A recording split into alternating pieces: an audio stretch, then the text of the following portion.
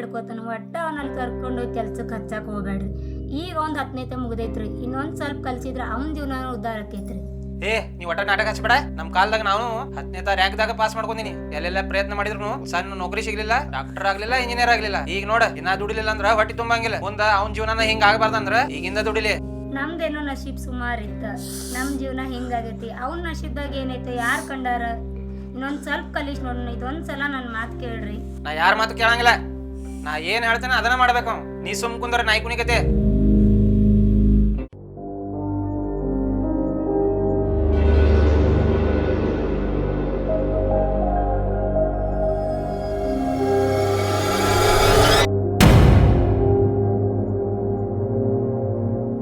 ಮುಂದಿನ ಜೀವನದ ಬಗ್ಗೆ 106 ಕನಸು ಕಟ್ಕೊಂತಿದ್ದೆ.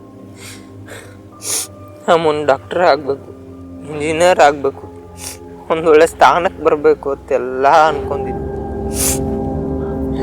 ಆದ್ರೆ ಮನ್ಯಾಗಿಂದ ನೋಡಿರ ನನ್ನ ಕನಸಿನ ಗೋಪುರ ಎಲ್ಲ ಹೊಡೆದ ಬಿಚ್ಚು ನೂರು ಮಾಡತ್ತಾರ. ಇದಕ್ಕೆಲ್ಲ ನಾ ಒಂದು ಪೋಸ್ಟ್ ಬಿಡ್ಬೇಕು. ಇಡ್ತೇನೆ, ಫುಲ್ ಸ್ಟಾಪ್ ಇಡ್ತೇನೆ.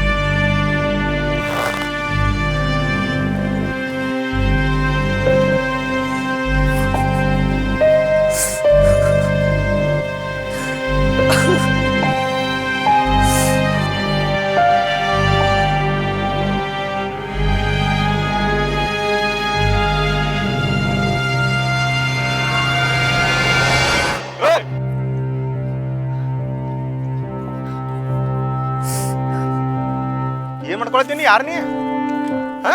ಇಲ್ಲಕ್ಕ ಏನಿಲ್ಲ. ಏ ಯಾರೋ ನೀ? ಏನ್ ಮಾಡ್ಕೊಳತ್ತಿ? ಹೇಳ, ಏನಾತ?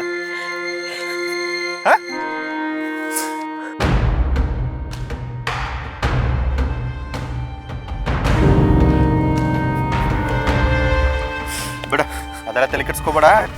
ನಡಿ, ನಿಮ್ಮ ಮನೆ ಕರ್ಕೊಂಡು ಹೋಗಿ. ನಡಿ.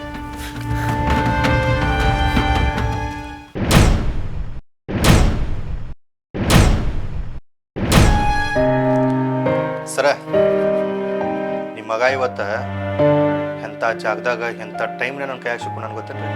ನಾವು ಹೋಗೋದು ಸ್ವಲ್ಪ ತಡ ಆಗಿದ್ರು ಈಗ ನಿಮ್ಮ ಮಗ ನಿಮ್ಮ ಮುಂದೆ ನಿಂತಿರ್ತಿರ್ಲಿಲ್ರಿ, ಹೆಣ್ಣಾಗಿ ಮಲ್ಕೊಂಡಿರ್ತಿದ್ದ.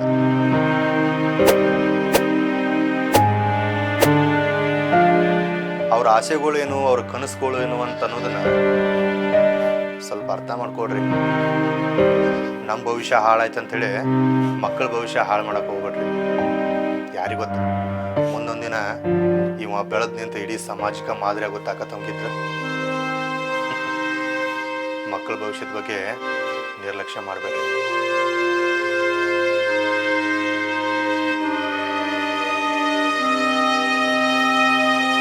ತಪ್ಪಾತು ಮಗನ, ತಪ್ಪಾತು. ನೀ ಏನು ಕಲಿತಲ್ಲ ನಾ ಎಲ್ಲ ಕಲಿಸ್ತೀನಿ. ಖರೆ ನೀ ಇಂಥ ದಗದ ಮಾತ್ರ ಮಾಡಕ್ಕೆ ಹೋಗಬೇಡ. ಏನು ಇಂಥ ದಗದ ಮಾತ್ರ ನೀ ಮಾಡಕ್ಕೆ ಹೋಗಬೇಡ. ಸರ, ಮಗಂದ ಈಗ SSLC ಮುಗಿತ್ರಿ. ಅವನ್ನ ಮುಂದೆ ಒಳ್ಳೆ ವ್ಯಕ್ತಿಯಾಗಿ ನೋಡ್ಬೇಕನ್ನೋ ಆಸೆ ಇದ್ರ, ಅವನ ಭವಿಷ್ಯಕ್ಕೆ ಒಂದು ಒಳ್ಳೆ ತಳಪಾಯ ಹಾಕ್ಬೇಕನ್ನೋ ಮನಸ್ಸಿದ್ರ,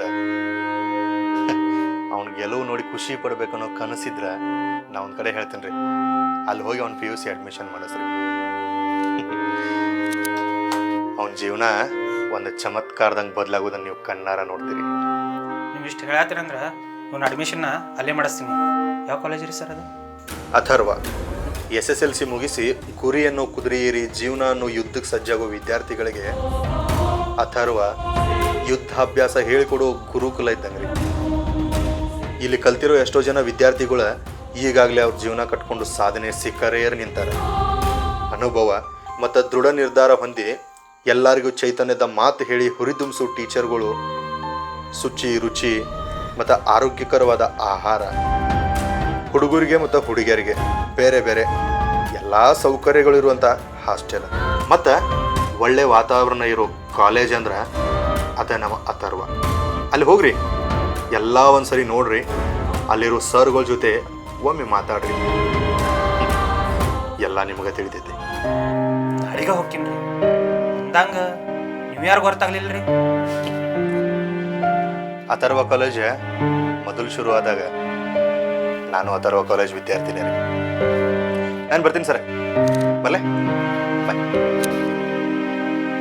ಸರ್ ಅಂದಂಗ ನೀವು ಎಲ್ಲಿರ್ತೀರಿ, ಏನು ಕೆಲಸ ಮಾಡ್ತೀರಿ ಗೊತ್ತಾಗ್ಲಿಲ್ಲ ರೀ ಸರ್?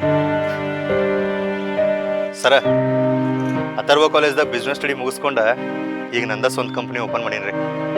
ಆ ಕಂಪ್ನಿಗೆ ನಾನೇ ರೀ ಬಾಸ್. ಬರ್ತೀನಿ ರೀ.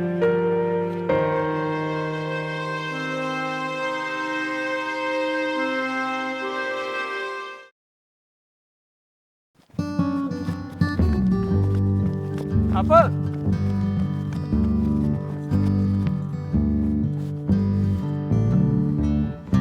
ಅಪ್ಪ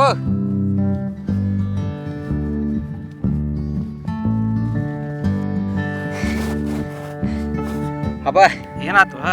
ನಾನು ಸೆಕೆಂಡ್ PUC ಇಡೀ ರಾಜ್ಯಕ್ಕೆ ಫಸ್ಟ್ ಬಂದನ. ನನ್ನ ಫೋಟೋನು ಫೋನ್ಯಾಗ ಬಂದದ್ದು ನೋಡಿಲಿ.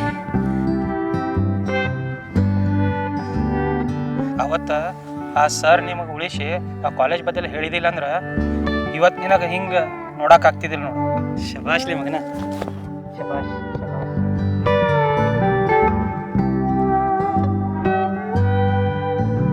Atharva, best is always the best.